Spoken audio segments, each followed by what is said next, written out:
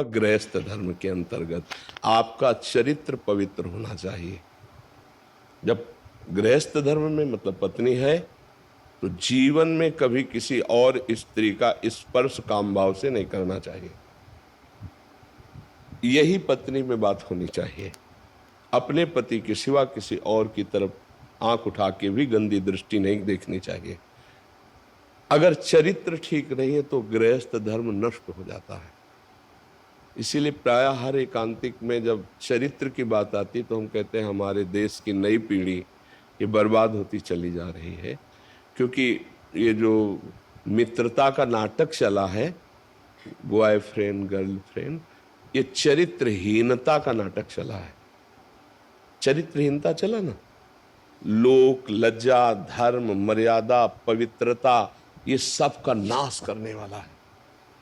उनके विचार केवल इंद्रिय जन्य सुखों में ही स्थित हैं। धर्म क्या है?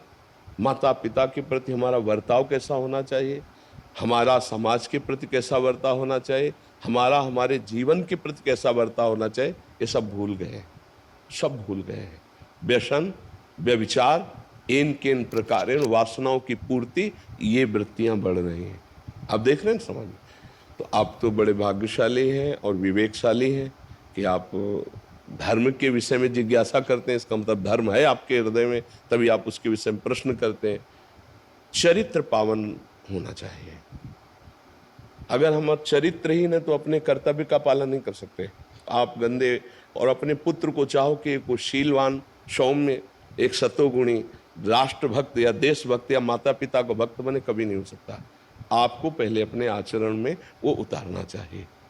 अब रही सरकारी नौकरी की बात, तो जो आपको सरकारी पद मिला हो, जो भी मिला हो, उस पद का पालन करने में दो चीजें बाधा पहुंचाती है। हम बड़े बड़ों अधिकारियों को भी यही प्रार्थना की है, प्रलोभन और भय।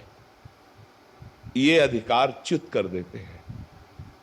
थोड़े से प्रलोभन में आकर जीवन भर पढ़ाई की और उस अधिकार पद में पहुंचे